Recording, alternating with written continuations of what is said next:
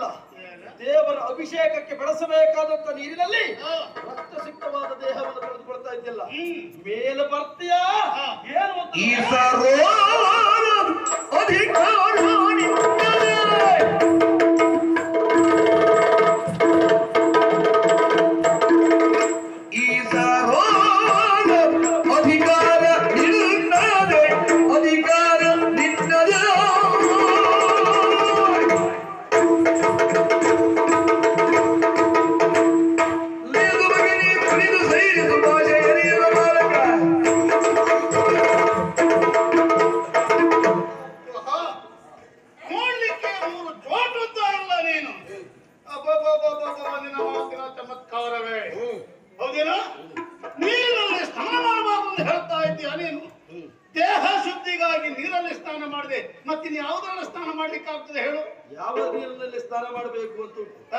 ಹಾಗಾದ್ರೆ ಇದು ನಿನ್ನ ದೇಹದ ಕೊಳೆಯನ್ನು ತೊಳೆದುಕೊಳ್ಳುವುದಕ್ಕಿದ್ದಂತಹ ನೀರಲ್ಲ, ಇದು ತೀರ್ಥ ಅಂತ ಕರಿತೇವೆ ನಾವು. ಅಗತ್ಯವಾಗಿ ಸ್ನಾನ ಮಾಡ್ತೇನೆ. ಯಾಕೆಂದ್ರೆ ನಾನು ಕೇವಲ ದೇಹದ ಮೈಯ ಕೊಳೆಯನ್ನು ತೊಳ್ಕೊಳ್ಬೇಕೆನ್ನುವ ಕಾರಣಕ್ಕಾಗಿ ನೀರಿಗಿಳಿದದ್ದು. ಇದು ತೀರ್ಥ ಅಂತ ಆದ್ರೆ ದೇಹದ ಕೊಳೆಯೂ ಹೋಗುತ್ತದೆ, ಆಮೇಲೆ ಪುಣ್ಯ ಸಂಚಯ ಎನ್ನುವುದರಿಗೆ ಆಗುತ್ತದಲ್ಲ. ಮನಸ್ಸಿನಲ್ಲಿ ಕೊಳೆ ಹೊಂದಿದವ ಇಂತಹ ಪುಣ್ಯ ತೀರ್ಥದಲ್ಲಿ ಮಿಂದತೆ ಹೋಗುವಂತಾದ್ರೆ ಅವನು ಪುಣ್ಯವನ್ನು ಸಂಚಯನ ಮಾಡಿಕೊಳ್ಳುವುದಕ್ಕೆ ಸಾಧ್ಯ ಉಂಟು. ನಿನ್ನ ಮನಸ್ಸಿನಲ್ಲಿದ್ದದ್ದು ಪುಣ್ಯವನ್ನು ಸಂಚಯನ ಮಾಡಿಕೊಳ್ಳಬೇಕು ಅಂತಲ್ಲ, ತೀರ್ಥ ಕ್ಷೇತ್ರದಲ್ಲಿ ಸ್ನಾನವನ್ನು ಮಾಡಬೇಕು ಅಂತಲ್ಲ, ರಕ್ತ ಸಿಕ್ತವಾದ ದೇಹವನ್ನು ತೊಳೆಯುವುದಕ್ಕಿದು ಸ್ಥಳ ಅಲ್ಲ ಅಂತ. ಸ್ವರ ಏರಿಸ್ಬೇಡ ಏನ ಮತ್ತೆ ಸ್ವರ ಏರಿಸಿದ ಮತ್ತೆ ನೀನು ಅತಿ ಆಯ್ತನ್ನದ್ದು. ಇಷ್ಟು ನೀನು ಮಾತಾಡ್ತೀಯ ಅಂತ ಆದ್ರೆ ಹೌದಲ್ಲ, ಹರಿಯುವ ನೀರಿಗೆ ದೊಣ್ಣೆ ನಾಯಕನ ಅಪ್ಪಣೆ ಬೇಕೇನ? ಹರಿಯುವ ನೀರಿಗೆ ದೊಣ್ಣೆ ನಾಯಕನ ಅಪ್ಪಣೆ ಬೇಡ, ಆದ್ರೆ ಈ ನೀರಿಗೆ ನನ್ನ ಅಪ್ಪಣೆ ಬೇಕು. ಏನಿಗೆ ಅಧಿಕಾರಿ ನೀನಾಗಿ ಹೇಳ್ತಾರೆ? ಇದರ ರಕ್ಷಣೆಯಲ್ಲಿದ್ದವರು ನಾನೇ ಅಂತ ಹೇಳ್ತಾನೆ. ಇದರ ರಕ್ಷಣೆ ನನ್ನದೇ.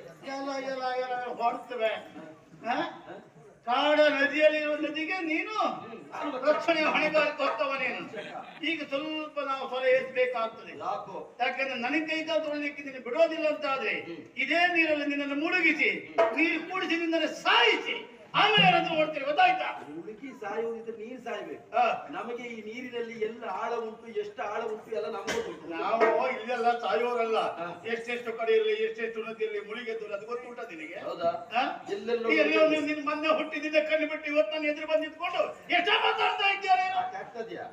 ವಿಷಯ ತಿಳ್ಕೊಳ್ಳಿಕ್ಕೆ ಬಹಳ ವರ್ಷದ ಮೊದಲೇ ಹುಟ್ಟಬೇಕು ಅಂತಿಲ್ಲ. ತಲೆ ಸರಿ ಇದ್ದವ 4 ವರ್ಷದಲ್ಲಿ ಕಲ್ತದ್ದು, ತಲೆ ಸರಿ ಇಲ್ಲದೆ ಇದ್ದವ 40 ವರ್ಷ ಆದ್ರೂ ಕಲಿಲಿಕ್ಕೆ ಆಗುದಿಲ್ಲ. ಗೊತ್ತಿನ ಗೊತ್ತುಂಟ? ಅಂದ್ರೆ ಬಟ್ಟೆ ಕೊಡ್ತಾ ಇದ್ದೇನೆ. ಬಾಯಿ ಬಿಟ್ಟು ಹೇಳ್ತೇನೆ. ನೀನು ಹುಟ್ಟುಗಟ್ಟಿ ಮಾತಾಡ್ತಾ ಇದ್ದೀಯ ಎಂಬುದಕ್ಕೆ ನೀನಾಡುವ ಮಾತುಗಳೇ ಸಾಕ್ಷಿಯಾಗಿದೆ. ಹುಡುಗ ಬುದ್ಧಿ ಹಾಗೆ ಮಾತಾಡಿದ್ರು ತಪ್ಪಲ್ಲ, ನೀನ್ ಸರಿ ಮಾತಾಡ್ಬೇಕು. ಹಾಗಾದ್ರೆ ಹುಡುಗ ಬುದ್ಧಿ ಅವರಿಗೆ ನಾವು ಬುದ್ಧಿ ಹೇಳಿದಾಗ ಕೇಳಿಲ್ಲ ಅಂತಾದ್ರೆ ಚೆನ್ನಾಗಿ 4 ಬಾರಿಸುವುದು, ಆಮೇಲೆ ನಮ್ಮ ದಾರಿಗೆ ಬಂದೇ ಬರ್ತಾರೆ. ನನ್ನ ಊಟ ಮಾಡಿ ಆಯ್ತು, ನನ್ನ ಕೈ ಖಾಲಿ ಉಂಟು. ನೀನು ಹೊಡೆಯುವಾಗ ನಾನೆಂತ ಊಟ ಮಾಡ್ತಾ ಇರ್ತೇನೆ.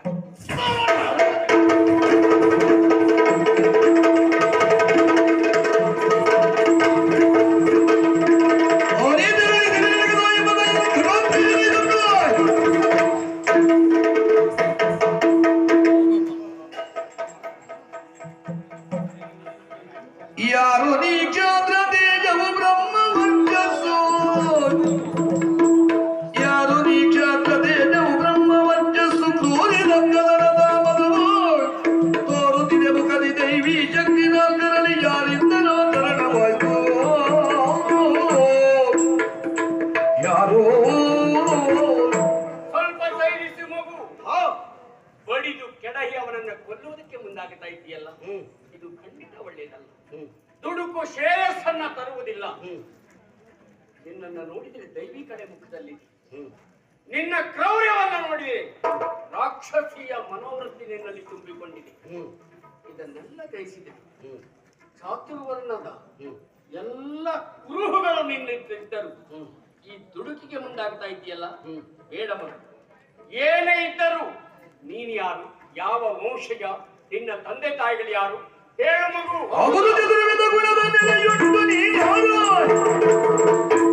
ಅವರು ಚತುರ್ವಿಧ ಗುಣದ ನೆಲೆಯುಂಟು ನೀನ್ಯಾರು, ಬಹು ಮಮತೆಯುಂಟ ಸಂತೈದೆ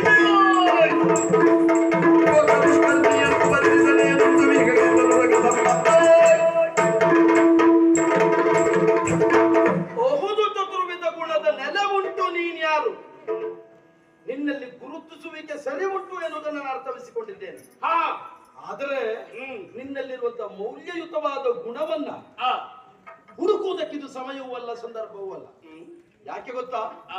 ಲೋಕದಲ್ಲಿ ಅಪರಾಧ ಮಾಡುವವನಿಗಿಂತ ಅಪರಾಧ ಮಾಡುವವನನ್ನ ಪಾಲಿಸಿ ಪೋಷಿಸುವವ ದೊಡ್ಡ ಅಪರಾಧಿ ಅಂತ. ಈಗಾಗಲೇ ಅವನನ್ನು ಅಪರಾಧಿ ಅಂತ ಗುರುತಿಸಿದವ ನಾನು.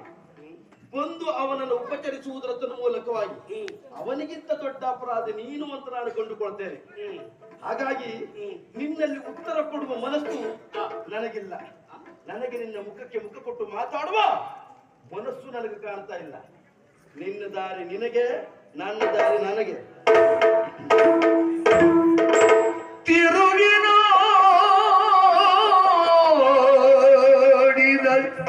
ಉಭಯ ವೀರರ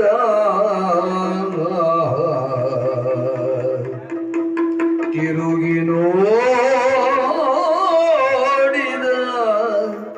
ಉಭಯ ವೀರರ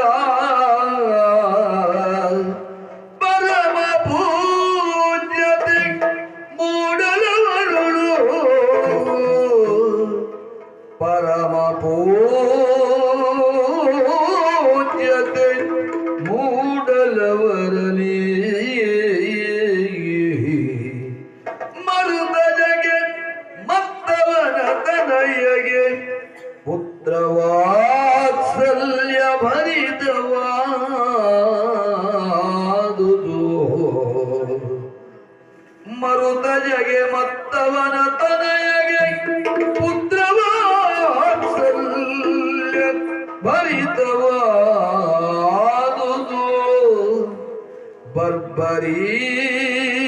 ಬರ್ಬರೀಗನ ನಿರುಗಿಸಿದರು ಏಕಾಗ್ರ ಚಿತ್ತದೇ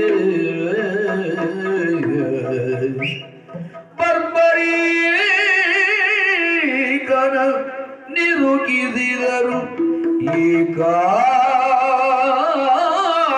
ಚಿತ್ತದೇ ಕರುಣೆ ಕರಗೆ ಘಟೋತ್ಕಚನು ಹಂಬಲಿಸುತ್ತ ಇಂತೆಂದ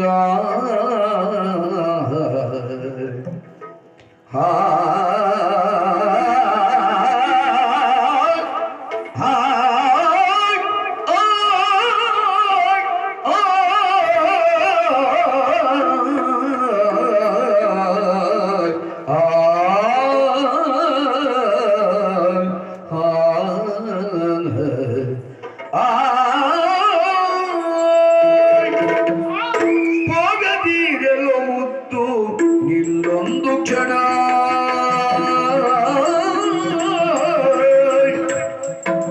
ಹೋಗದಿರಲು ಮುತ್ತು ನಿಲ್ಲೊಂದು ಕ್ಷಣ ನಿಲ್ಲೊಂದು ಕ್ಷಣ ಅನುರಾಗವು ಮಳಿಸಿದು ನೋಡಿನ ದಣಿವೆ ಅನುರಾಗವು ಮಳಿಸಿತು ನೋಡಿನ ದಣಿವೆ ಯೋಗನು ಬಂದವನ್ ತಿಳಿಯನು ನೋಡಿ ಸತ್ಯವಾಗಿ ನೀ ಯಾರೆನ್ನ ಹೃದಯ ವಂಚಿಸದೆ ಮಗನೇ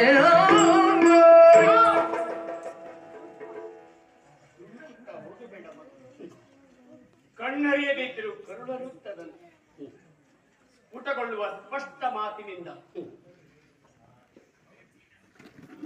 ಕೇಳಿ ನನಗೆ ಮೈ ಮರೆತಿ ಮಗುಣ ಎಷ್ಟೇ ದುಡುಕಿದರೂ ನಿನ್ನಲ್ಲಿ ಸೌಜನ್ಯ ತುಂಬಿದೆ ಎಂಬುದು ಅರ್ಥವಾಗುತ್ತಾ ಇದೆ. ಒಬ್ಬ ಸಾಮಾನ್ಯ ವಂಶಜನಾದರೆ ಹೀಗೆ ವರ್ತಿಸುವುದಕ್ಕೆ ಸಾಧ್ಯವಿಲ್ಲ. ಯಾಕೋ ಏನು ನಿನ್ನ ಇರವನ್ನ ತಿಳಿಯುವಂತ ಆಶಯ ಹೆಚ್ಚುತ್ತಾ ಇದೆ. ಏನು ಮಗು, ಯಾವ ವಂಶಜ, ತಂದೆ ತಾಯಿಗಳು ಯಾರು, ನಿನ್ನ ಹೆಸರೇನು, ಹೇಳು ಮಗು ಹೇಳು. ಜನಗನೆಂದೆನ್ನುವ ಭಾವದೊಳರುಗುವೆಗೆ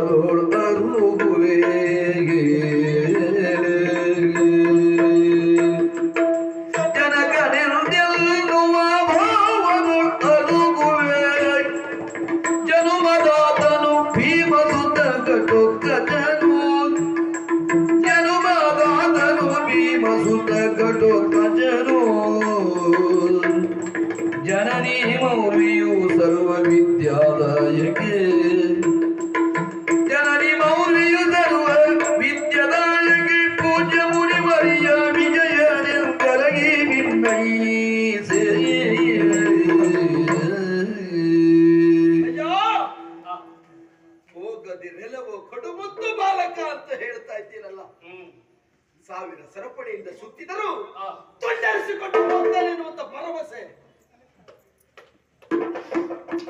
ನನಗಿದೆ ವಾತ್ಸಲ್ಯಪೂರಿತವಾದಂತ ನಿಮ್ಮ ಮಾತನ್ನ ಕೇಳಿದಾಗ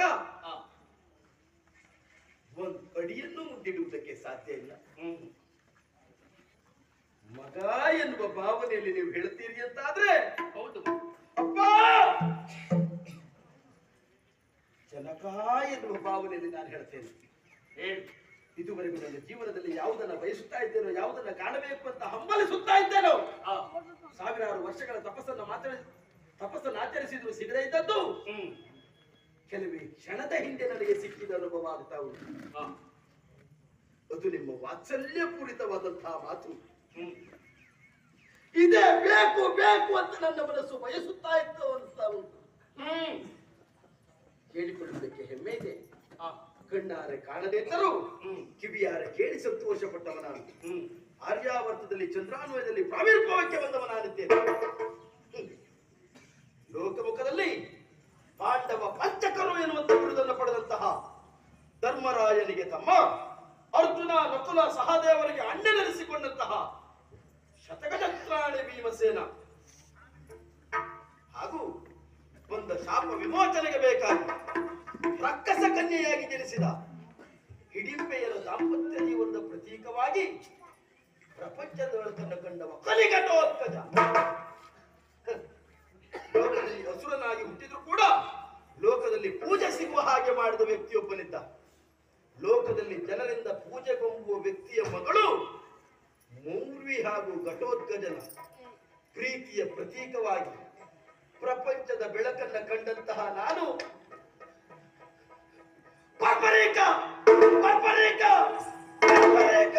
ಮಗನೇ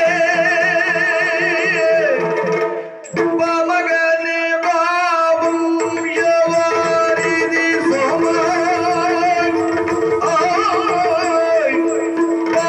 ಮಗನೇ ಬಾಬುಯವಾರಿದಿ ಸೋಮ ರಿಪು ಸಂಗ್ರಾಮ ಭೀಮನೆ ಬಮನೋಗನೆ ದುರ್ಜನತೋ ಮಾಜಿತನೆ ಮಗನೇ ವೀರ ಘಟೋತ್ಕಜನಿಗೆ ಮಗ ನೀನು. ಯಾವ ತಂದೆಯ ಹೆಸರನ್ನ ಹೇಳಿದೆಯೋ, ಘಟೋತ್ಕಜನ ಹೆಸರನ್ನ ಹೇಳಿದೆಯೋ ಅವನಿಗೆ ಮಗನಲ್ಲವೇ? ಘಟೋತ್ಕಜನ ನಾನು ಮಗನಲ್ಲಪ್ಪ, ಮಗನೇ.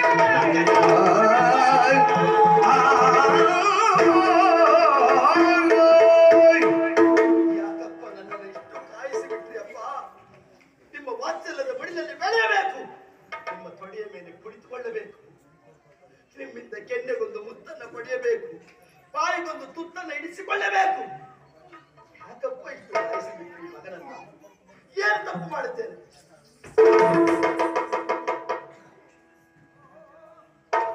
ಮಗನೆಂಬ ವ್ಯಾಮೋಹದಲ್ಲಿ ಎಲ್ಲವನ್ನ ಮರೆತಿ ಇಲ್ಲ, ನಿನಗೆ ಕ್ಷಮೆ ಇಲ್ಲ. ಬಡಿದು ಕೆಡಹಿ ಖಡ್ಗ ಎತ್ತಿ ಕತ್ತನ್ನ ಕತ್ತರಿಸುವುದಕ್ಕೆ ಮುಂದಾದಿಯಲ್ವಾ? ಅವ ಯಾರು ಗೊತ್ತುಂಟ? ನನ್ನಪ್ಪ ಭೀಮಸೇನ, ನಿನ್ನ ಅಜ್ಜ. ಅಜ್ಜ ಭೀಮಸೇನ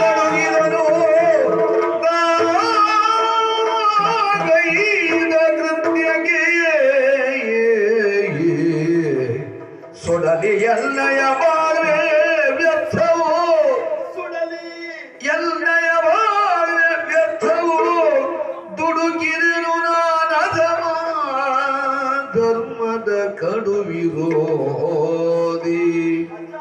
ದೋಷಕರ್ಮವ ಗೈದ ಎನ್ನಯ ಈ ಶರೀರವ ಕಳೆವೆ ವಲ್ಲಿಗೆ, ಈ ಶರೀರವ ಕಳೆವೆ ವಲ್ಲಿಗೆ, ನಾಶವಾಗಲಿ ಕ್ಷಮಿದಿರೆಂದರು ದ್ವೇಷಗೊಳ್ಳದೆ.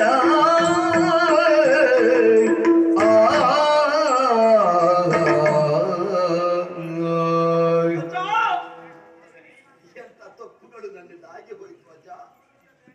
ಹುಡುಗ ಬುದ್ಧಿಯೋ ಎಡವೆ ಬಿದ್ದಿಯೋ ಎಂಬ ರೀತಿಯಲ್ಲಿ ಬಿಸಿ ರಕ್ತದ ಪ್ರಭಾವವೋ ಎಂಬಂತೆ ನೀವು ಯಾರು ಏನು ಎನ್ನುವುದನ್ನ ಯೋಚಿಸದೆ ವಿಮರ್ಶಿಸದೆ ದೇಹದಲ್ಲಿ ಬಲವುಂಟು ಎನ್ನುವಂತ ಉದ್ದೇಶದಿಂದ ಕಾಯಕ್ಕೆ ಬೇಕಾಗಿ ಕೈಯಲ್ಲಿ ಕತ್ತಿಯನ್ನು ಹಿಡಿದು ನಿಮ್ಮ ಕತ್ತರಿಸುವುದಕ್ಕೆ ಮುಂದಾದಂತಹ ಪಾಪಿ ನಾನು.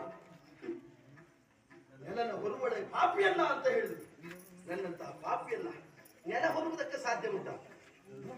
ಪಾಪವನ್ನು ನಿಗ್ರಹಿಸುವುದಕ್ಕೆ ಬೇಕಾಗಿ ಅವತರಿಸಿ ಬಂದುವ ಶ್ರೀಕೃಷ್ಣ ಪರಮಾತ್ಮ ಅಂತ ಕೇಳಿದ್ದೇವೆ. ಅದೆಷ್ಟೋ ಕೂಳರನ್ನು ಸಂಹರಿಸಿದ ಮೇಲೆ ಮತ್ತೆ ನಾನೇ ಲೋಕದಲ್ಲಿದ್ದಂತಹ ಅದೆಷ್ಟೋ ಕೂಳರನ್ನು ಸಂಹರಿಸಬೇಕು ಎನ್ನುವಂತ ಪ್ರಶ್ನೆ ಹುಟ್ಟಿದಾಗ ಅವನು ಆಯ್ಕೆ ಮಾಡಿಕೊಂಡದ್ದು ಪಾಂಡವ ದುಷ್ಟರನ್ನು ಶಿಕ್ಷಿಸುವುದಕ್ಕೆ ಬೇಕಾಗಿ ಶಿಷ್ಟರನ್ನು ರಕ್ಷಿಸುವುದಕ್ಕೆ ಬೇಕಾಗಿ ನನ್ನ ಕೈಯಾಯುಧಗಳು ಪಾಂಡವರು ಲೋಕದಲ್ಲಿ ಧರ್ಮಿಷ್ಠರಿದ್ದಾರೆ, ಸತ್ಯವಂತರಿದ್ದಾರೆ ಎನ್ನುವುದನ್ನು ಅರ್ಥವಿಸಿಕೊಳ್ಳುವುದಕ್ಕಾಗದೇ ಇದ್ದಂತಹ ಮಂದಮತಿ, ದುರ್ಮತಿ, ಮೂರ್ಖಮತಿ ನಾನಾಗಿ ಹೋದೆ. ನನ್ನಂತಹ ಪಾಪಿಯನ್ನ ಭೂಮಿ ತಾಯಿ ಬರುವುದಕ್ಕೆ ಸಾಧ್ಯ ಇಲ್ಲ. ಮಾಡಿದ ತಪ್ಪಿಗೆ ಸರಿಯಾದ ಶಿಕ್ಷೆ ಆಗಬೇಕು ಅಂತಾದರೆ ಇದು ಅಕ್ಷಯ ಕಡಗದಿಂದ ನನ್ನ ಕರ್ತವ್ಯ. ಅನಿಲ ಸಂಭವ ತಡೆದು ತಿಳಿಯದ ಅಪರಾಧಕ್ಕೆ ಶಿಕ್ಷೆಯ ಅನುಭವಿಸಿದರ ಕಾಣೆನು ಇಳೆಯೊಳಗೆ. ಆತ್ಮಹತ್ಯೆ ಮಹಾಪಾಪ ನಿನಗೆ ಗೊತ್ತಿಲ್ಲವಾ? ಅದಲ್ಲದೆ ಹೋದ್ರೆ ನಿನ್ನ ಕುರಿತಾಗಿ ಏನೆಲ್ಲ ಕನಸನ್ನು ಕಾಣ್ತಾ ಇದ್ದವ ನಾನು. ನಿನ್ನ ತಂದೆಯ ನಿನ್ನ ಪರಿಚಯ ಹೇಳುವಾಗ ಆ ಪಾಂಡವರ ಕುರಿತಾಗಿ ಹೆಮ್ಮೆಯಿಂದ ಪರಿಚಯ ಹೇಳ್ತಾ ಇರುವಾಗ ನನ್ನ ಹೃದಯ ಬೀಗುತ್ತಾ ಇತ್ತು. ನನ್ನ ಹತ್ರದ ಕುಡಿಯೊಂದು ಇಷ್ಟು ಪ್ರಬಂಧಮಾನಕ್ಕೆ ಬಂದಿದೆ ಎನ್ನುವ ಕಾರಣಕ್ಕಾಗಿ ನಾನು ಕುರಿತಲ್ಲಿಯೇ ಸಂತೋಷವನ್ನು ಅನುಭವಿಸ್ತಾ ಇದ್ದೆ.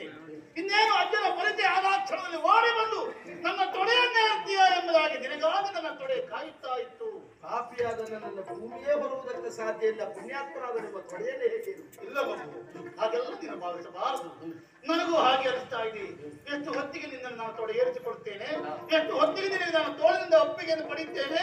ನಿನ್ನ ಆ ಮೃದುವಾದಂತಹ ಕೆನ್ನೆಗೆ ಮುತ್ತನ್ನಿಕ್ಕಿ ನಿನ್ನ ನೆತ್ತಿಯನ್ನು ನೇವರಿಸಿ ನಿನ್ನ ನೆತ್ತಿಗೆ ಬಿಸಿರು ಉಸಿರಿನ ಸಾಕ್ಷಿಯನ್ನು ಕೊಡಬೇಕು ಎನ್ನುವಂತ ಆಸೆ ಹೆಚ್ಚಾಗುತ್ತಾ ಇದೆ ಮಗ. ಆದ್ರೆ ನೀನು ಮಾತ್ರ ನಾನು ಪ್ರಾಣ ತಗೊಳ್ತೇನೆ. ಏನಂತ ತಪ್ಪು ಏನ್ ಮಾಡ್ತೇನೆ ನೀನು? ಲೋಕದಲ್ಲಿ ನಾವು ದೇವರನ್ನ ಕಾಣಲಿಲ್ಲ, ನಮ್ಮ ಹಿರಿಯವರೇ ನಮಗೆ ಕಣ್ಣಿಗೆ ಕಾಣುವ ದೇವರು. ದೇವರು ಎನ್ನುವುದನ್ನು ಅರ್ಥವಿಸಿಕೊಳ್ಳದೆ ನಿಮ್ಮನ್ನು ನಾನು ಪಚಾರಿಸುವುದಕ್ಕೆ, ಕತ್ತಿ ಎತ್ತಿ ಕೊಲ್ಲುವುದಕ್ಕೆ ಮುಂದಾದ್ರೆ ನಾನು ಗುಡಿಗಾಲ ಬೇಕಾ? ಹೋಗೋದು ತಪ್ಪು ಅಂತ ಆಗೋದಿಲ್ಲ, ಅದು ಪ್ರಮಾದ. ಯಾಕೆಂದ್ರೆ ನಮ್ಮ ಹಣೆ ಬರವೇ ಹಾಗಾಗಿ ಹೋಗಿದೆ. ತಂದೆಗೆ ಮಗನ ಪರಿಚಯವಿಲ್ಲ, ಮಗನಿಗೆ ತಂದೆಯ ಇರುತನಿಕೆ ಗೊತ್ತಿಲ್ಲ, ಹಾಗಾಗಿ ಹೋಗಿದೆ. ಅದಕ್ಕೆ ನಮ್ಮ ಪ್ರಾರಬ್ಧ ಅಂತ ಹೇಳ್ಬೇಕು ಬಿಟ್ರೆ ಮತ್ತೇನಿಲ್ಲ. ಹಾಗಾಗಿ ಇದು ನಿನಗೆ ನಾವ್ಯಾರೊಂದು ಗೊತ್ತಿಲ್ಲದ ನೀವು ನಿನಗೆ ಈ ರೀತಿಯ ಬಿರುನುಡಿಯನ್ನಾಡಿದ್ದು ನೊಂದುಕೊಂಡಾಗ ಅದಕ್ಕೆ ಅದೇ ಪರಿಹಾರ ಅಂತ ಹೇಳಿದ್ದಾರೆ. ಮಾಡಿದ ತಪ್ಪಿಗೆ ಶಿಕ್ಷೆಯೇ ಶಿಕ್ಷೆ ಕೊಡಬೇಕು, ಶಿಕ್ಷೆ ಆಗಲೇಬೇಕು. ಯಾವ ಶಿಕ್ಷೆ ಕೊಟ್ಟರು ನಾವು ಸ್ವೀಕರಿಸ್ತೇವೆ. ಯಾವ ಶಿಕ್ಷೆ ಅಂತ ಹೇಳಿದ್ರೆ ನಿನ್ನ ಕರದ ಕಳಕದಿಂದ ನೀನು ಕತ್ತಿಗೆ ನೀವು ಕತ್ತರಿಸಿಕೊಳ್ಳಬಾರದು. ಪಿತಾಕು ಕತ್ತಿಯಲ್ಲಿ ನಿನ್ಗೆ ಶಿಕ್ಷೆ ಕೊಟ್ಟ ಹಾಗೆ ಬಿಡಬಹುದು. ಇವನನ್ನ ಕೊಟ್ಟೆ ಕೊಡ್ತಾರೆ ಶಿಕ್ಷೆ. ಹತ್ತಿರ ಮಾಡಿ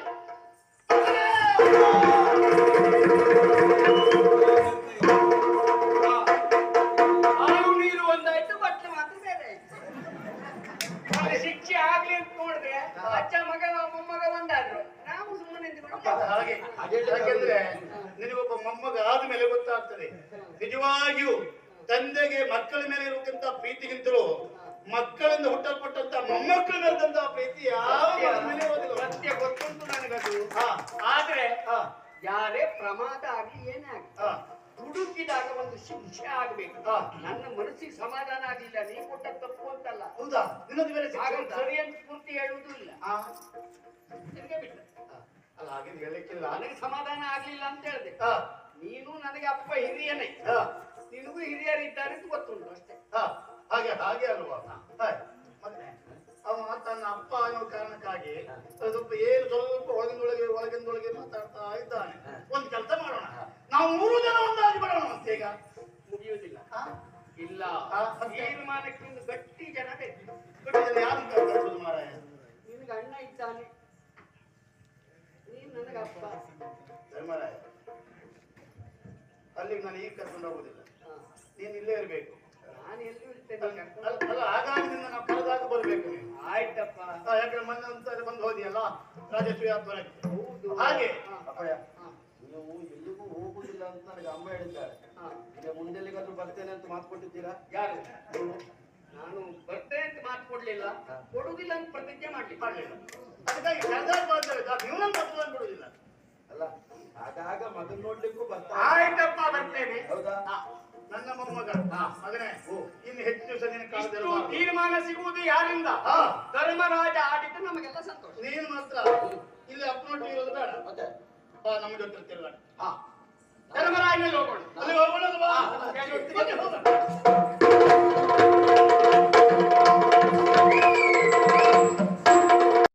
ಗಂಟಿಕೊಂಡು ಬಂದೆ. ಹಾ ಉಭಯ ಬಿಡದಿಗಳು ಬಂದು ರಣಕ್ಷೇತ್ರದಲ್ಲಿ ಗೀಡನ್ನು ಬಿಟ್ಟಿದ್ದಾರೆ. 18 ದಿವಸದ ಯುದ್ಧ. ಹಾ ನಾಳೆ ಅಂತ ಹೇಳಿದ್ರೆ ಹೋರಾಟ ಪ್ರಾರಂಭ ಅಲ್ವಾ?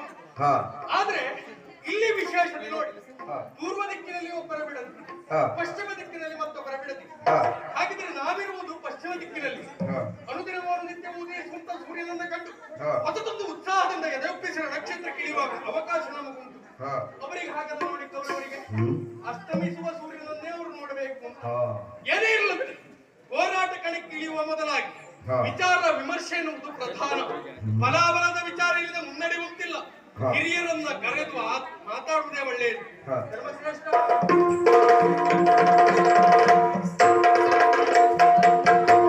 ಶೀಲೋಲ ನಿಂಗೆರಗಿ ಬೆಲಗೊಂಡ ಧರ್ಮಜನು ಕಾಲಕ್ಕೆ ನಡೆತಂದುದೋಯ್ತು. ಕಾಲ ಕಾಲಕ್ಕೆ ನಮ್ಮನೆ ತಿಳಿದಿ ರಕ್ಷಿಬುದು ಹೇಳು ನಮಗೇನಾಗಿ ಇನ್ನೋ.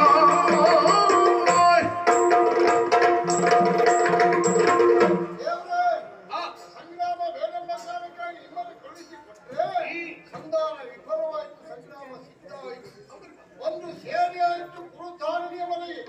ಇನ್ನು ನಿಮ್ಮ ನಿರ್ದೇಶ ಜಲಧರ್ಮ ಜಾತನಾರಿದು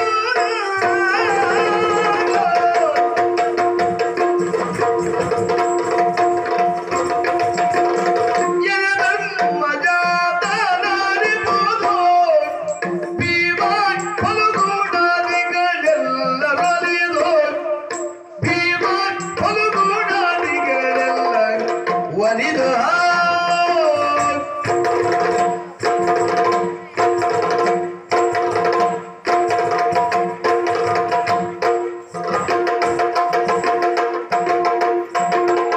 ಕೊಲಗುಳವನು ಕೈಯಲೆಳಸಿ ಬಂದವರೆಲ್ಲ ಕಾಳಗವನು ಕೈಯಲೆಳಸಿ ಬಂದವರೆಲ್ಲ ಬರೆಯುತ್ತರುಣ ಬಲ್ಲೆನಾದರೂ ಬಲು ಬಟನ ಸಾಗಸವ ಅರಿವೇನೋ. ಬರೆಯುತ್ತರುಣ ಬಲ್ಲೆನಾದರೂ ಬಲು ಬಟನ ಸಾಗಸವ ಅರಿವೇನೋ.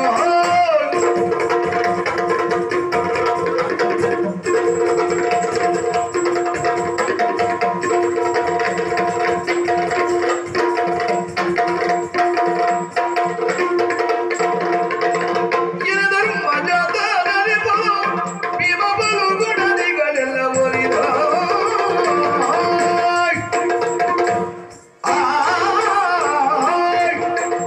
ಧರ್ಮಶ್ರೇಷ್ಠ, ಕಾಲಿಡುವ ಮುನ್ನ ಕಣ್ಣಿಟ್ಟು ವಿವರಿಸಬೇಕು. ಮಹಾಭಾರತ ಹೋರಾಟ ಎನ್ನುವುದು ಸುದೀರ್ಘವಾಗಿ ನಡೆಯುವುದು. 18 ದಿವಸ ನಿಗದಿ ಆಗಿದೆ.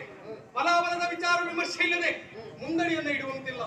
ನಮ್ಮಲ್ಲಿರುವಂತ ಪರಾಕ್ರಮಿಗಳಲ್ಲಿ ಅಂತವರನ್ನು ನಮಗೆ ತಿಳಿದುಂಟು. ಆದ್ರೆ ಅಲ್ಲಿರುವವರು ಯಾರ್ಯಾರು? ಭೀಷ್ಮಾಚಾರ್ಯರು ಕೌರವರಿಗಾಗಿ ಜಯವನ್ನ ಸಂಪಾದಿಸುವಲ್ಲಿ ಮನಸ್ಸು ಮಾಡಿ ಬಂದ್ರು ಅಂತಾದ್ರೆ ಒಂದೇ ಒಂದು ದಿವಸದಲ್ಲಿ ಇಡೀ ಮಹಾಭಾರತವನ್ನು ಮುಗಿಸಬಲ್ಲಂತ ಸಾಮರ್ಥ್ಯ ಅವರಿಗೆ ಉಂಟು. ಇನ್ನು ಉಭಯಕುಲವಿಲ್ಲವರೆನಿಸಿಕೊಂಡಂತಹ ಗುರು ದ್ರೋಣರಿದ್ದಾರೆ. ಅವರು ತನ್ನ ಶಿಷ್ಯನಿಗಾಗಿ ಶ್ರಮ ವಹಿಸಿ ಮುನ್ನಡೆದಂತಾದ್ರೆ 3 ದಿವಸದಲ್ಲಿ ಇಡೀ ಮಹಾಭಾರತ ಹವವನ್ನು ನಿಯಂತ್ರಿಸುತ್ತಾರೆ. ಇನ್ನು ಅಶ್ವತ್ಥಾಮಾಚಾರ್ಯ ಅರೆ ಕ್ಷಣದಲ್ಲಿ ಇಡೀ ಮಹಾಭಾರತವನ್ನು ಮುಗಿಸಬಲ್ಲಂತ ಸಾಮರ್ಥ್ಯ. ಇನ್ನು ಕಲಿಕರ್ಣ 5 ದಿವಸ ತನ್ನ ಮಿತ್ರನಿಗಾಗಿ ಯಾವ ತ್ಯಾಗಕ್ಕೂ ಸಿದ್ಧರಾಗಬಲ್ಲ. ಅಂತ ಪರಾಕ್ರಮಿಗಳಲ್ಲಿರುವಾಗ 18 ದಿವಸದ ಹೋರಾಟದಲ್ಲಿ ಸುಲಭವಾಗಿ ಜಯವನ್ನ ಸಂಪಾದಿಸುವಲ್ಲಿ ನಮ್ಮಲ್ಲಿ ಇರುವಂತ ಪರಾಕ್ರಮಿಗಳ ಸಮಯ ಅವಧಿ ಎಷ್ಟು ಇರಬೇಕು? ಗುರುಗಾಂಗೆಯರ ಕೃಪ ಕುರಿತಾಂಜಲಿ.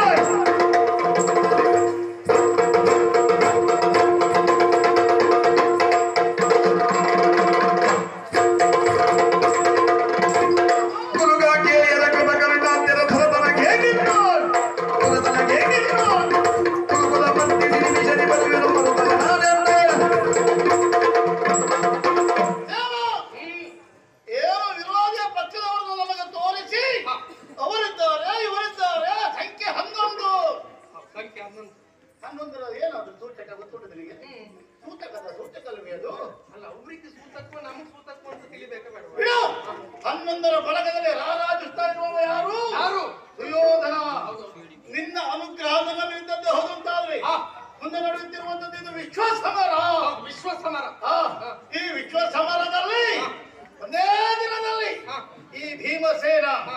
ಶತಕ ಶತಕ ಪೂರೈಸ್ತೇನೆ.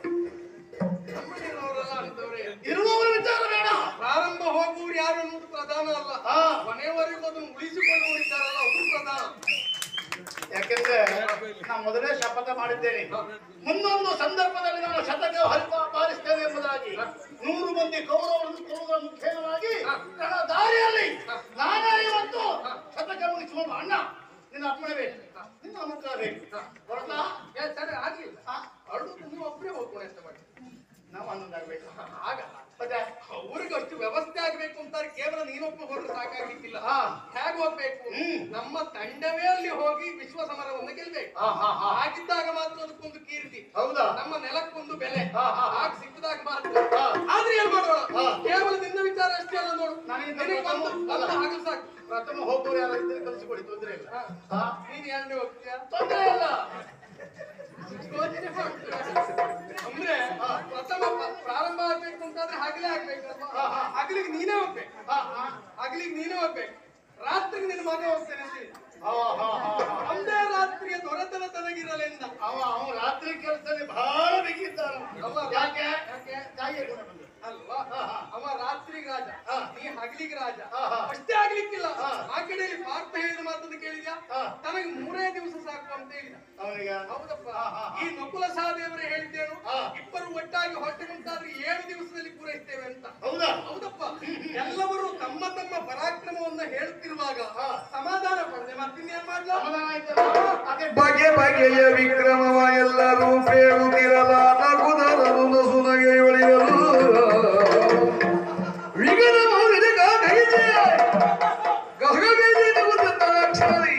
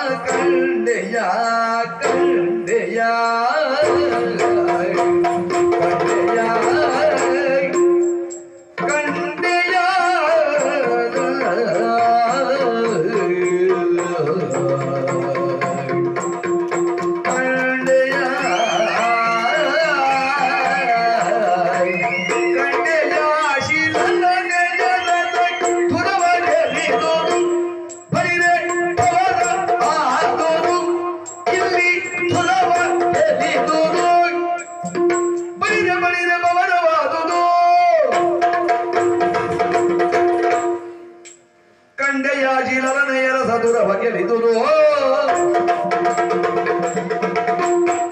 ಕಂಡೆಯಾಜಿಲ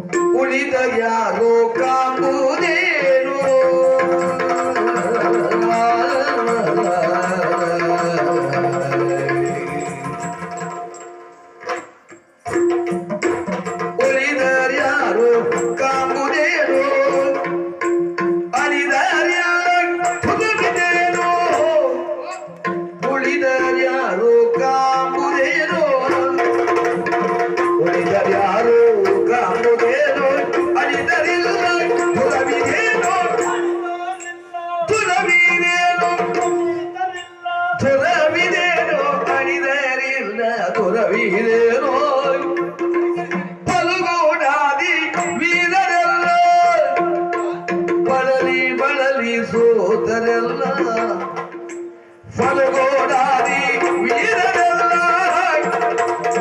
ಫಲಗೋಡಾದಿ ವೀರರೆಲ್ಲ ಬರಲಿ ಬರಲಿ ಬರಲಿ ಬರಲಿ ಸೋತರೆಲ್ಲ ಬರಲಿ ಬರಲಿ ಸೋತರೆಲ್ಲ ಸೋತರೆಲ್ಲ ಸೋತರೆಲ್ಲ ಉಳಿದರ್ಯಾರು ಕಂಬುದೇನು ಅರಿದರಿಲ್ಲ ತುರವಿದೇನು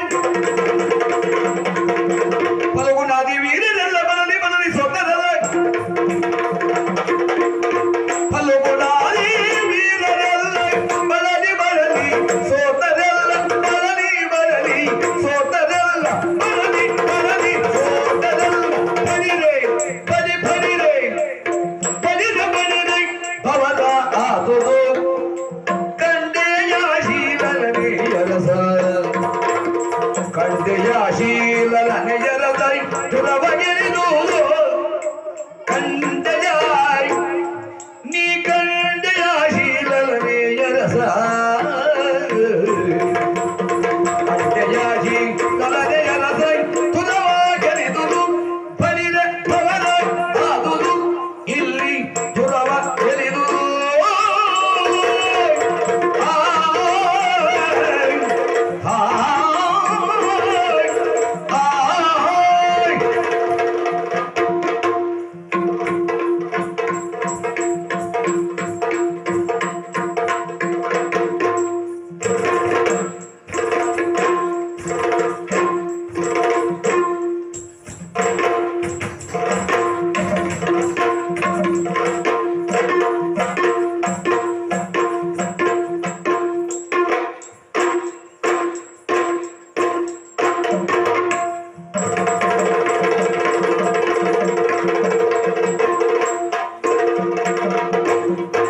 ಉಳಿದರ್ಯಾರು ಕಾಂಬುದೇನೋ ಅರಿದರಿಲ್ಲ ದುರವಿದೇನೋ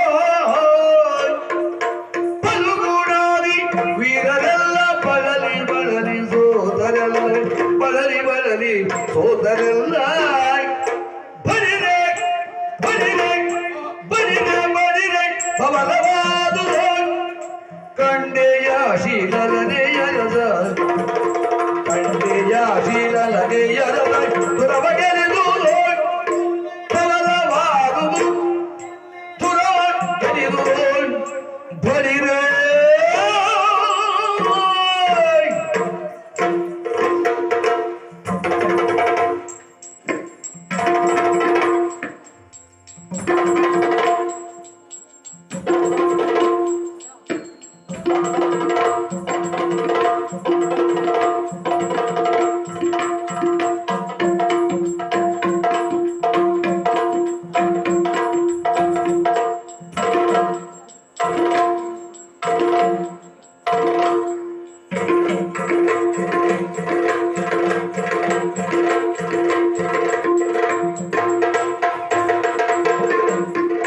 ಬರಿರೆ ಬರಿರೆ ಭವಲವಾದುದು ಕಂಡೆಯ ಶೀಲನೆಯರಸ ಹೊರವಗೆರಿದುದು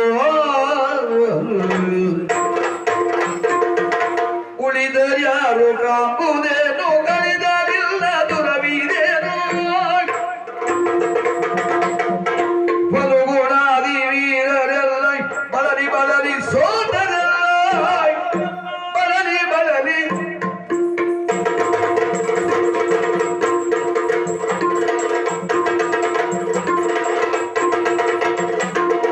ಬರಿರೆ ಬರಿರೆ ಬರಿರೆ ಬರಿರೆ ಭವಲವಾದುದು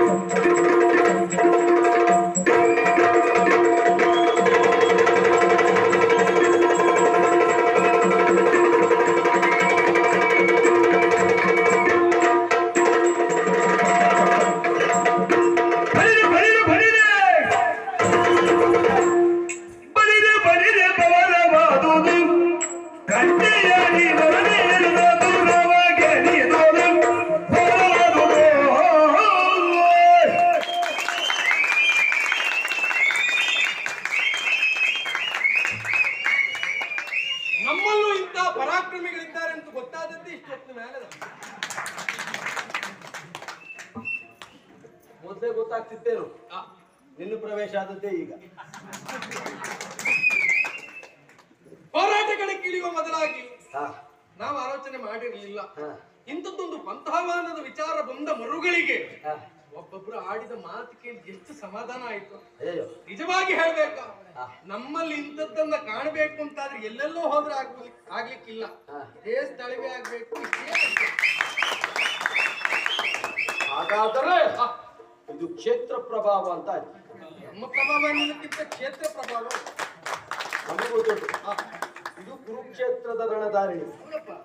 ಏನೂ ಹೆಸರಿಲ್ಲದೆ ಇದ್ದವರು ಈ ಕ್ಷೇತ್ರಕ್ಕೆ ಬಂದು ವಿಶ್ವವ್ಯಾಪಿಯಾಗಿ ಹೆಸರು ಮಾಡಿದವರು ಈ ಕ್ಷೇತ್ರಕ್ಕೆ ಬಂದಿದ್ದಾರೆ ಅಂತ ನಮ್ಗೆ ಗೊತ್ತು. ಜೀವನದಲ್ಲಿ ಒಂದು ಸಾರಿ ಬಂದು ಈ ಕ್ಷೇತ್ರದಲ್ಲಿ ನಿಂತ್ಕೊಂಡು ಒಂದು ಧೂಳನ್ನು ಪ್ರಸಾದ ಅಂತ ತಲೆಗೆ ಹಚ್ಕೊಂಡು ಹೋದ್ರೆ ಜೀವನದಲ್ಲಿ ಅವನಿಗೆ ಸೋಲಿಲ್ಲ.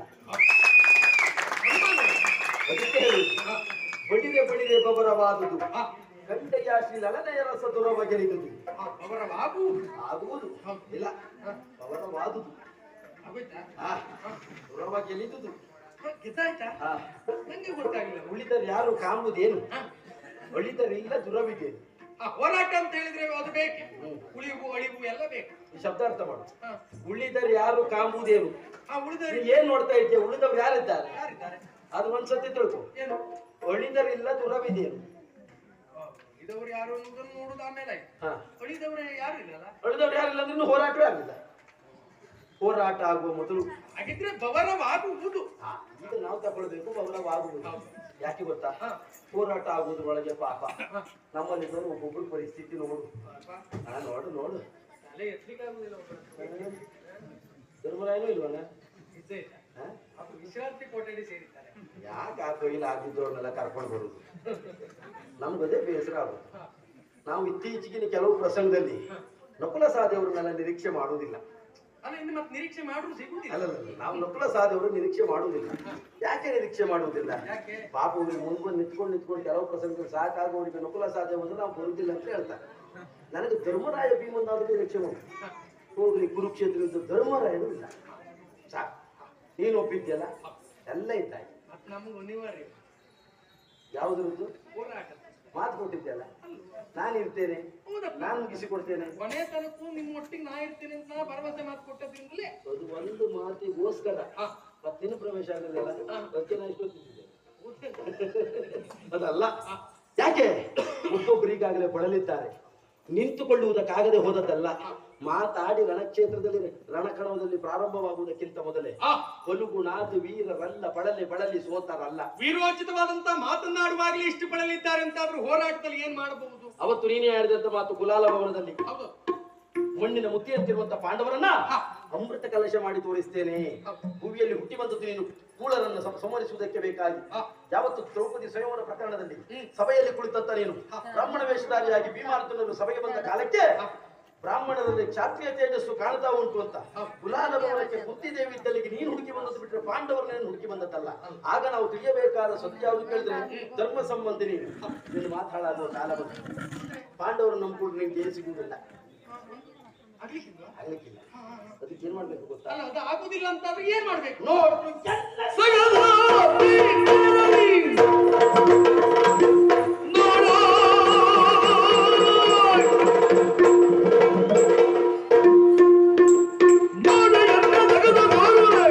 ಜಯದ ಸಿರಿಯ ರೂಢಿ ಬದಿಯ ಪದಕ ನೀಡುವೆ.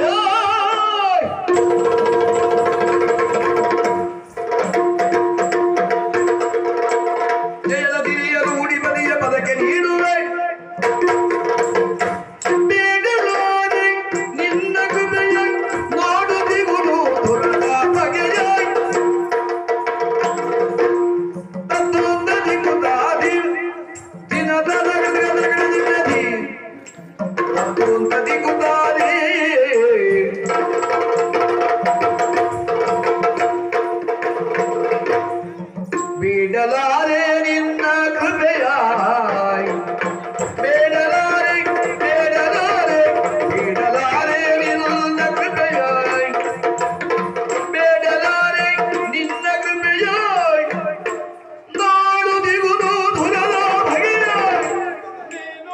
ನೋಡುತ್ತಿರುವುದು ಧುರದ ಬಗೆಯಾಯ್ ಕೇಳು ಜನರ ಕೂಡಿ ಸಗೆಯ ಕೂಡಿದೊಂದೇ ಶರದಿ ಗೆಲುವಾಯ್ ಕೇಳು ಜನರ ಕೂಡಿ ಸಗೆಯ ಕೂಡಿದೊಂದೇ ಶರದಿ ಗೆಲುವೆ ಕೇಳು ಜನರ ಕೂಡಿ ಸಗೆಯ ಕೂಡಿದೊಂದೇ ಶರದಿ ಗೆಲುವೆ ಬರಿದೆ ಬರಿದೆ. ಅವರನ್ನು ನಂಬಿ ಹೋರಾಟದಲ್ಲಿ ಜಯವನ್ನು ಸಂಪಾದಿಸುವುದು ಕಷ್ಟ ಅಂತಾದ್ರೆ ಅದು ಬೇಡ ಅಂತಾದ್ರೆ ಏನ್ ಮಾಡುವುದು? ನೋಡು ಎನ್ನ ಸಾಹಸ ತೋರುವೆ ನಾನು ಜಯದ ಸಿರಿಯ ರೂಢಿಪತಿಯ ಪದಕ್ಕೆ ನೀಡುವೆ. ಅದಕ್ಕೆ ಬೇಕಾಗಿ ಉಳಿದವರು ಗೆಲ್ಲಬೇಕು ಅಂತಾದ್ರೆ ಹೋರಾಟ ಮಾಡಬೇಕು ಅಂತಾದ್ರೆ ಎನ್ನ ಅನುಗ್ರಹ ಬೇಕು. ನೀ ಕೈ ಒಂದೆತ್ಬೇಡ. ನೀನಾಗೆ ಎಂದು ಕೈ ಎತ್ತುತ್ತೀಯೋ ಅಲ್ಲಿ ಕೈ ಕೊಡ್ಲಿಕ್ಕೆ ಇದ್ದವನಿಗೆ ಬೇಡಲಾರೆ ನಿನ್ನ ಕೃಪಯ. ನೀನು ಬೇಡುವವರಿಗೆ ಮಾತ್ರ ಕೊಡುವುದು. ಅದು ತಂಗಿಯಾಗ್ಲಿ ಅಣ್ಣನಾಗ್ಲಿ ಯಾರಾದ್ರೂ ತೊಂದರೆ ಇಲ್ಲ.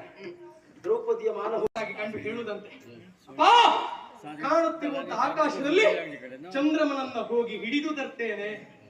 ತಂದೆ ಮನಸ್ಸು ಎಷ್ಟು ಹಿಗ್ಲಿಕ್ಕೆ ಹೇಳು. ಇಷ್ಟು ಬಾಲ್ಯದಲ್ಲಿಯೇ ನನ್ನ ಮಗ ಇಂಥದೊಂದು ಸಾಹಸದ ವಿಚಾರವನ್ನು ಪ್ರಕಟಪಡಿಸ್ತಾನೆ ಅಂತಾದ್ರೆ ಇಂದಲ್ಲ ನಾಳೆ ಒಬ್ಬ ಸಾಧಕನಾಗ್ತಾನೆ. ತಂದೆಯ ಮನಸ್ಸು ಸಂತೋಷ ಪಡದೆ ಮತ್ತಿನ್ನೇನು? ದೇವರೇ, ನೀನು ಅಂಗಳದಲ್ಲಿ ನಿಂತು ತಂದೆ ತಾಯಿಗಳಿಗೆ ತೋರಿಸುವ ಚಂದ್ರನನ್ನು ತಂದು ಕೊಡ್ತೇನೆ ಅಂತ ಹೇಳುವ ಮಗನನ್ನು ಮಾತ್ರ ಕಂಡಿರಬಹುದು. ಆದ್ರೆ ನಾವೆಂತವ್ರು ಗೊತ್ತಾ? ಚಂದ್ರಲೋಕಕ್ಕೆ ಹೋಗಿ ಚಂದ್ರಲೋಕ ಹೇಗುಂಟು ಅಂತ ನೋಡ್ಕೊಂಡು ಬರುವ ಯೋಗ್ಯತೆ ಇದ್ದವರು. ಈಗಿನ ಮಕ್ಕಳ ಯೋಗ್ಯತೆ ಅರ್ಥ ಮಾಡ್ಲಿಕ್ಕೆ ಆಗುದಿಲ್ಲ. ಹೋಗಿ ನೇರವಾಗಿ ಚಂದ್ರಲೋಕವನ್ನು ಸೇರಿ ನಾವು ಪ್ರಥಮ ಸಹ ನೋಡಿದ್ದು ನಮ್ಮನ್ನು ಹೊರತುಪಡಿಸಿ ಮತ್ತೊಬ್ಬರಿದ್ದ ಈ ಸಾಹಸ ಸಾಧ್ಯವಿಲ್ಲ ಅಂತ ಪ್ರಕಟಣೆ ಮಾಡಬಹುದು. ಆದ್ರೆ ಅದಷ್ಟು ಸಾಧನೆಯನ್ನ ಮಾಡಬೇಕು ಅಂತಾದ್ರೆ ನಾವು ಹಿಂದೆ ನಡೆಸಿರುವ ಸಾಧನೆ ಬಗ್ಗೆ ಸ್ವಲ್ಪ ಆಲೋಚನೆ ಮಾಡ್ಬೇಕು. ನೀನು ಮಾಡಿರುವಂತಹ ಸಾಹಸ ಏನು ಅಂತ ಕೇಳಿದ್ರೆ ಗಟ್ಟಿಯಾಗಿ ಕಾಣುವುದು ಒಂದೇ, ತೆರಳಿ ಪಾತಾಳಕ್ಕೆ ಕೋಟಿ ರಕ್ಕಸರನ್ನ ಒಂದು ಬಂದೆ. ಆ ಧೈರ್ಯ ಆ ಸ್ಥೈರ್ಯ ಈ ರಣಕ್ಷೇತ್ರದಲ್ಲಿ ನಡೆದಿದೆ ಅಂತ ಪ್ರಶ್ನೆ ಮಾಡುವುದು ಅಲ್ಲ. ನೀನೀಗ ನನ್ನ ಬಾಯಿ ಬಿಡಿಸ್ಲಿಕ್ಕೆ ಹೇಳುದು ಅಥವಾ ನಿನಗೆ ಗೊತ್ತಿದ್ದದ್ದು ಅಷ್ಟೇ ಅಂತ ಹೇಳುದು? ಅಲ್ಲ, ನಿನ್ನ ಬಾಯಿ ಬಿಡಿಸಿದ್ರೆ ಏನ್ ಬರ್ಬೋದು ಅಂತ ನಿರೀಕ್ಷೆ ಮಾಡು ಅಲ್ವಾ? ಹಾಗಿದ್ರೆ ನೀನು 4 ಬಾರಿಸಿದ್ರೆ ಮುಂದಿದ್ದವ್ರು ಓಡ್ತಾರೆ. ಹೌದು, ನಮ್ಮ ಗ್ರಾಮ್ಯ ಭಾಷೆಯನ್ನು ತಟ್ಟಿಯನ್ನ ಬಡಿದು ಬೆಕ್ಕನ್ನು ಓಡಿಸುವುದು ಅಂತ. ನಾನು ಈಗ ಓಡಿಸ್ಲಿಕ್ಕೆ ಬಂದದ್ದು ಬೆಕ್ಕಲ್ಲ ಎನ್ನುವ ವಿಶ್ವಾಸ ನನಗೊತ್ತುಂಟು ನೀನು ಯಾವುದನ್ನು ಹೊರಗೆ ತರಿಸ್ಲಿಕ್ಕೆ ಬಂದಿದ್ದೀಯ ಅಂತ. ನನ್ನ ನಿರೀಕ್ಷೆ ಪ್ರಕಾರವಾಗಿ ಅಂತದೊಂದು ಸಾಹಸವನ್ನು ನೀನು ಪಾತಾಳದಲ್ಲಿ ಎಸಗಿದೆ ಅಂತ ನಿಮ್ಮವರು ಹೇಳಿದ್ದನ್ನು ಕೇಳಿದವ ನಾನು. ನಿಜವಾಗಿ ಆ ಸಾಹಸವನ್ನು ಮೆಚ್ಚಿಕೊಳ್ತೇನೆ. ಆದ್ರೆ ಇಲ್ಲಿ ನಡೆದೀತು ಅಂತ ಪ್ರಶ್ನೆ ಇಡುವುದಕ್ಕೆ ಕಾರಣ ಏನು ಗೊತ್ತಾ? ಮುತ್ತಜ್ಜ ಭೀಷ್ಮಾಚಾರ್ಯ ಇಚ್ಛಾಮರಣೆಗಳು ಅಂತ ಕರೆಸಿಕೊಂಡವು. ಸಾವನ್ನ ಬಯಸಿದಾಗ ಮಾತ್ರ ಅವರಿಗೆ ಸಾವು, ಒಟ್ಟಾರೆ ಸಾವು ಬರ್ಲಿಕ್ಕೆ ಅವರ ಅಪ್ಪ ಎಂದು ಅವರಿಗೆ ಬಂದಂತವರ ಅಲ್ವಾ? ಮತ್ತೆ ಅವರನ್ನ ಕೊಲ್ಲುವುದಕ್ಕಾಗಿ ಪ್ರತ್ಯೇಕವಾದ ಒಂದು ತಂಡ ಉಂಟಿತ್ತು. ಅವರನ್ನು ಕೊಲ್ಲುವುದಕ್ಕಾಗಿ ಹುಟ್ಟಿಕೊಂಡವು. ಇನ್ನು ದ್ರೋಣಾಚಾರ್ಯ ಅವರನ್ನು ಕೊಲ್ಲುವುದಕ್ಕೂ ಮತ್ತೊಬ್ಬ ಇದ್ದಾನೆ, ಸಿದ್ಧ ಆಗಿದ್ದ ಅಲ್ವಾ? ಹಾಗಿರುವಾಗ ಕರ್ಣನನ್ನ ಗೆಲ್ತೇನೆ ಎನ್ನುವ ಹಾಗೆ ಪಂಥಾವಾನದ ಮಾತನ್ನ ಆಡಿದವ ಪಾರ್ಥ. ಆಗ್ಲೇ ಪುಸ್ತಕಾಪಹರಣದ ಸಂದರ್ಭದಲ್ಲಿ ಆವತ್ತೇ ಪ್ರಕರಣ ಆಗಿದೆ. ಇಲ್ಲಿ ಈ ಕಡೆಯಲ್ಲಿ ನಕುಲ ಸಹದೇವರು ಶಕುನಿಯನ್ನು ನೋಡಿಕೊಳ್ತೇನೆ ಅಂತ ಆಡಿ ಆಯಿತು. ಪ್ರತಿಯೊಬ್ಬರೂ ಒಬ್ಬೊಬ್ಬರನ್ನ ಗುರಿಯಿರಿಸಿಕೊಂಡು ನಿಂತಿರುವಾಗ ಚಂದ್ರವಂಶೋದ್ಭವನಾಗಿ, ಚಂದ್ರವಂಶದವರು ಆಡಿದ ಮಾತಿಗೆ ಯಾವತ್ತು ತಪ್ಪಿ ನಡೆದವರಲ್ಲ. ಅವರ ಮಾತನ್ನ ನೀನು ಹುಸಿ ಮಾಡ್ತಿ, ನಾಲಿಗೆ ಜನಗೊಂದು ದೇಹವ ಸಿಡಿದ ಅದೋ ಪ್ರಸಂಗದ ನೆನಪಾದಾಗ ಆಯ್ತು ನಂಗೆ. ಆ ಪ್ರಸಂಗದಲ್ಲಿ ಆದದ್ದು ಇವತ್ತು ಮತ್ತೆ ಮರು ಕಳಿಸಬಾರದು. ಅದಕ್ಕಾಗಿ ಅಂತವರ ಮಾತೆನ್ನುವುದು ಈಡೇರಬೇಕು ಅಂತಾದ್ರೆ ನಿನ್ನ ಹೂಡಿದೊಂದೇ ಶರ ಉಂಟಲ್ಲ, ಅದು ತೆಗೆದು ಬದಿಗಿಡಬೇಕು. ನೀನು ಮಾಡಬೇಕಾದ್ದೇನು ಕೇಳು, ನೇರ ಅಮ್ಮನಿದ್ದಲ್ಲಿ ಹೋಗು. ರಣಕ್ಷೇತ್ರದಲ್ಲಿ ಹೋಗಿ ನಿಂತು ಮುಂದೆ ನಡೆಯುವಂತ ಹೋರಾಟದ ಸಿದ್ಧತೆಯನ್ನ ಕಣ್ಣಾರೆ ಕಂಡು ಬಂದೆ ಅಮ್ಮ. ಇಷ್ಟು ಸದ್ಯಕ್ಕೆ ನಿಂಗೆ ಇಷ್ಟ. ಭಟ್ಟನಾಗಿ ನೋಡಿದ ಮಾತಿಗೆ ಚಂಡಿಕಾಸುರ ಖಡ್ಗಜಾಪವನ್ನು ನೀವೇ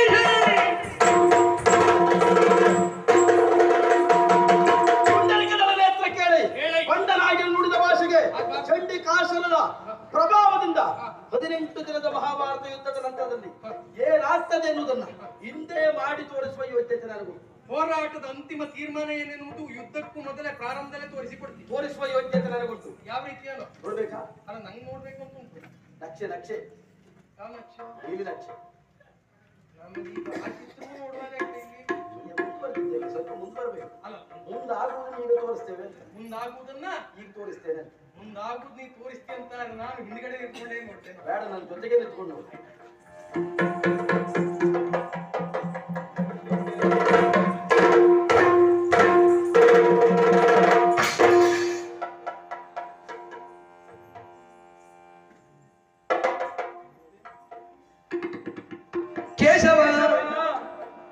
ಕೇಶವ ಯಜಮಾನನಿದ್ದ. ಕೇಶವನು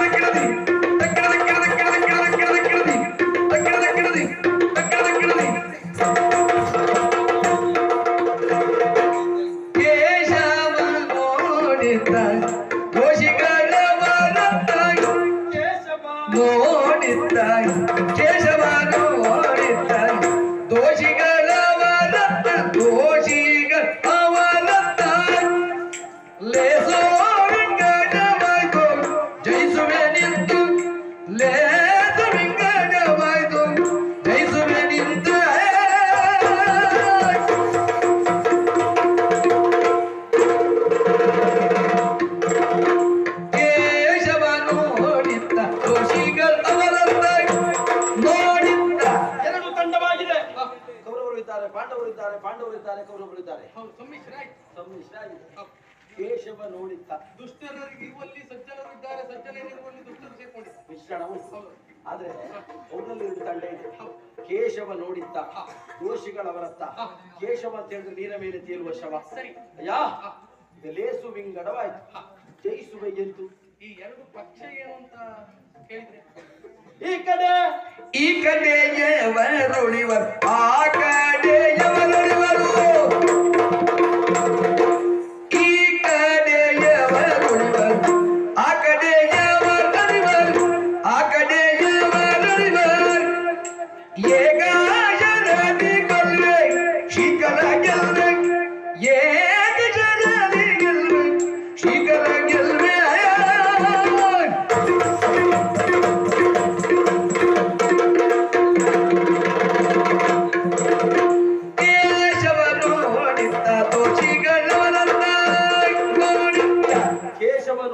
ದೋಷಿಗಳಿವರತ್ತ.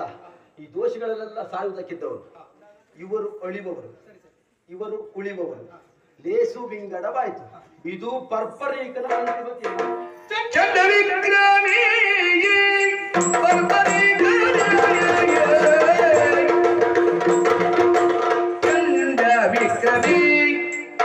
ಪರ್ಪರೀಕನೇ ಚಂಡ ವಿಕ್ರಮಿ ಪರ್ಪರೀಕನೇ ಕಂಡೆ ನುಡಿವರ ಅಳಿವ ವೀರರ ಕಂಡೆ ನುಡಿವರ ಅಳಿವ ವೀರರ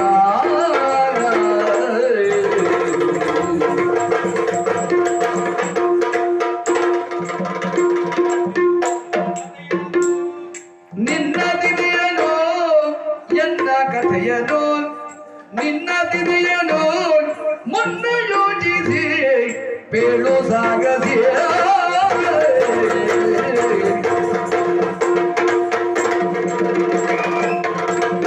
ಚಂಡ ವಿಕ್ರಮಿ ಬರ್ಬರಿ ಕಂಡ ಮುಡಿವರ ಅಳಿವ ವೀರರ ಚಂಡ ವಿಕ್ರಮಿ ಬರ್ಬರೀಕನೆ. ಈ ಚಂಡ ವಿಕ್ರಮಿ ಎನ್ನುವುದು ಸಾರ್ಥಕವಾಗಬೇಕು ಅಂತಾದ್ರೆ ಒಂದು ಪ್ರಧಾನವಾದಂತಹ ಪ್ರಶ್ನೆ ಹಾಗೆ ಉಂಟು. ಯಾವುದು? ಅಳಿವ ಪಕ್ಷ ಒಂದು ಕಡೆ, ಉಳಿಯುವ ಪಕ್ಷ ಮತ್ತೊಂದು ಕಡೆ.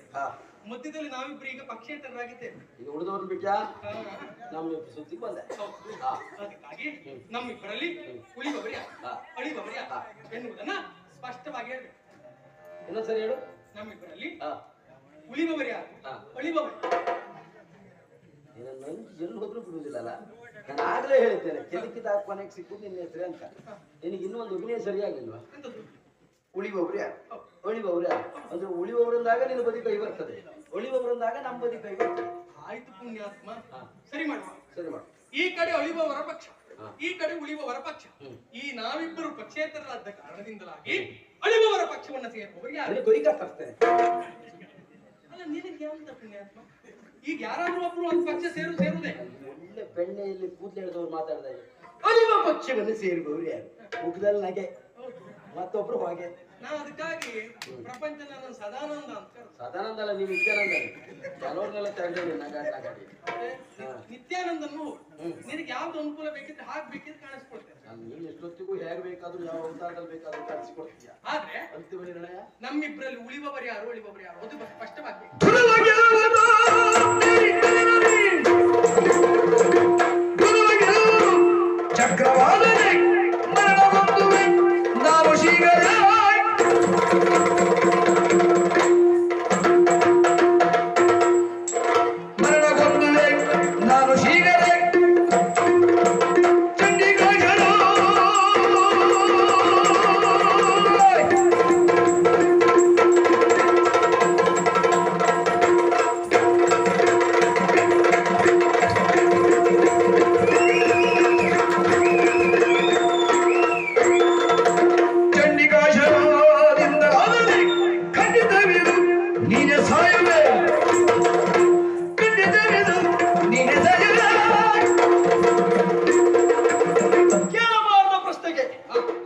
ಉತ್ತರ ಹ.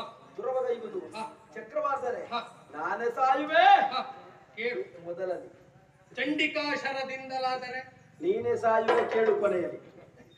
ಬರಿಕ ಆ, ಮಹಾಭಾರತ ಹೋರಾಟದಲ್ಲಿ ಜಯವನ್ನ ಸಂಪಾದಿಸುವಲ್ಲಿ ಇರುವವರು ಯಾರು, ಗೆಲ್ಲುವುದು ಯಾವುದು ಗೊತ್ತಾ? ಇಡೀ ಮಹಾಭಾರತ ಹವನ್ನ ನಿಯಂತ್ರಿಸಬಲ್ಲಂತ ಸಾಮರ್ಥ್ಯ ಇರುವುದು ಈ ಚಕ್ರಕ್ಕೆ. ಚಂಡಿಕೆಗೆ. ಇಲ್ಲಿ ಬರ್ಬರಿಕನೋ ಕೃಷ್ಣನೋ ಎನ್ನುವುದು ಪ್ರಧಾನ ಅಲ್ಲ, ಆ. ಹಿಡಿದ ಆಯುಧವೇ ಪ್ರಧಾನ ಅಂತಾದ್ರೆ ಎಲ್ಲವುದಕ್ಕೂ ಕಾರಣ ಚಕ್ರ. ಎಲ್ಲದಕ್ಕೂ ಕಾರಣ ಚಂಡಿಕೆ. ಚಕ್ರ ಚಂಡಿಕೆ. ಚಕ್ರ ಚಂಡಿಕೆ. ಚಕ್ರ ಚಂಡಿಕೆ. ಚಕ್ರ. ಹೊರಗರೇನದ್ಭುತವು ಹೊರಗರೇನದ್ಭುತವು ಶಿರವರಿದರೆ ಗೆನ್ನ ತರಳರಡುಗನ ಎಂದು ಧರ್ಮಜನು ಮರುಗೆ ವಿಜಯವಿಜಯವನೇ, ಅವ ಆಡಿರುವಂತ ಮಾತೆಲ್ಲವನ್ನು ನಾವು ಲಕ್ಷಿಸುವುದಲ್ಲದೆ ಅಲ್ಲ. ಹಾಗಂತ ಅವನೊಬ್ಬ ವಿಕ್ರಮದ ವಿಸ್ಫುಲಿಂಗ ಎನ್ನುವುದಕ್ಕೆ ನಿಸ್ಸಂಶಯ. ಯಾಕೆ ಒಂದೇ ದೇವಿ ಸತ್ಯ ಹೇಳ ನಿನಗೆ, ಅವನ ಪಾತ್ರ ಮುಗಿತು ಅವನು ಹೋದ. ನಮ್ಮ ಪಾತ್ರಕ್ಕೆ ಅವನ ಪಾತ್ರ ಏನು ಅಂತ ಅರ್ಥ ಆಗ್ಬೇಕು. ನಿಮ್ಮ ಪಾತ್ರಕ್ಕೆ ಅವನ ಪಾತ್ರ ಏನೆನ್ನುವುದು ಇಲ್ಲಿ ನಡೆದ ಘಟನೆ ಅಲ್ಲ, ಮತ್ತೆ ಬಹಳ ಮೇಲೆ ನಡೆದ ಘಟನೆ. ಭೂದೇವಿ ಬಂದು ತನ್ನ ಅಳಲನ್ನು ತೋಡಿಕೊಂಡದ್ದು ಬ್ರಹ್ಮನ ಸಭೆಯಲ್ಲಿ. ಭೂಭಾರ ಹರಣಕ್ಕಾಗಿ ಮೂರ್ತಿವೆತ್ತು ಬರಬೇಕು ಭಗವಂತ ಅಂತ ನನ್ನಲ್ಲಿ ಬೇಡಿಕೊಂಡಾಗ ಅವಳಿಗೆ ಮಾತು ಕೊಡುವುದರ ಮೊದಲಾಗಿಯೇ ಸೂರ್ಯವರ್ಚಸ್ಸು ಎನ್ನುವಂತ ಗಂಧರ್ವ ಅಲ್ಲಿವರೆಗಾಗಿ ಬಂದ. ಅಹಂಕಾರದ ತುತ್ತ ತುದಿಯಲ್ಲಿರುವಂತ ಆತ ಭೂಭಾರ ಹರಣಕ್ಕಾಗಿ ನೀನು ಹೋಗಬೇಕಾದಂತ ಅವಶ್ಯಕತೆ ಇಲ್ಲ, ನಾನು ಹೋಗ್ತೇನೆ ಅಂತ ಹೇಳಿದ. ಕುಪಿತ ಬಂದಂತ ಬ್ರಹ್ಮದೇವ ಅವನನ್ನು ಶಪಿಸಿದ. ಭೂಲೋಕದಲ್ಲಿ ರಕ್ಕಸನಾಗಿ ಹುಟ್ಟು ಆ ಶಾಪದ ಪರಿಣಾಮವಾಗಿ ಆ ಸೂರ್ಯವರ್ಚಸ್ಸು ಎನ್ನುವಂತ ಗಂಧರ್ವನೇ ಭೂಲೋಕದಲ್ಲಿ ಬರ್ಬರೀಕನಾಮಕನಾಗಿ ಬಂದ. ಸತ್ಯ ಹೇಳ, ಅಂದು ತಾನು ಮಾಡಿರುವಂತ ತಪ್ಪಿಗೆ ಕ್ಷಮೆಯಾಚಿಸಿ ಹುಶ್ಯಾಪವನ್ನು ಬೇಡಿದಾಗ ಬ್ರಹ್ಮದೇವನೇ ಅವನಿಗೆ ವರವನ್ನು ಅನುಗ್ರಹಿಸಿ ಕಳುಹಿಸಿದ್ದಾನೆ. ಮುಂದೊಂದು ಸಂದರ್ಭ ಚಂಡಿಕಾ ದತ್ತವಾದಂತಹ ಅಕ್ಷಯ ಖಡ್ಗವನ್ನ ಹಿಡಿದು ವಿಜೃಂಭಿಸುವಲ್ಲಿ ಮುಂದಾಗು. ಮುಂದಿನ ಭವಿಷ್ಯತ್ ಎನ್ನುವುದು ನಿನ್ನ ಪಾಲಿಗೆ ಲಭಿಸ್ತದೆ, ಹೆಣ್ಣಿನ ಶಾಪ ಎನ್ನುವುದು ನಿನಗೆ ಲಭಿಸ್ತದೆ. ಹೆಣ್ಣಿನ ಶಾಪದಿಂದಲಾಗಿ ನೀನು ಕಲಿತಿರುವಂತ ವಿದ್ಯೆಯೆಲ್ಲವೂ ಕೊನೆಯ ಕಾಲದಲ್ಲಿ ಮರೆವೆಯಾದಾಗ ಯಾವಾಗ ನಿನ್ನ ಅಕ್ಷಯ ಖಡ್ಗಕ್ಕೆ ಅಡ್ಡಲಾಗಿ ಚಕ್ರಶಕ್ತಿ ನಿಲ್ತದೋ ಆ ಕ್ಷಣಕ್ಕೆ ನಿನ್ನ ಪಾಲಿಗೆ ಮೋಕ್ಷ ಅಂತ. ಅದಕ್ಕಾಗಿ ಅಂತ ಸಂದರ್ಭ ಎನ್ನುವುದು ಇವತ್ತು ಇಲ್ಲಿ ಒದಗಿ ಬಂತು. ಅದಕ್ಕಾಗಿ ಅವನ ಪಾತ್ರ ಮುಗಿತು, ಅವನನ್ನ ಕಳುಹಿಕೊಟ್ಟವನಾಗಿದ್ದೇನೆ.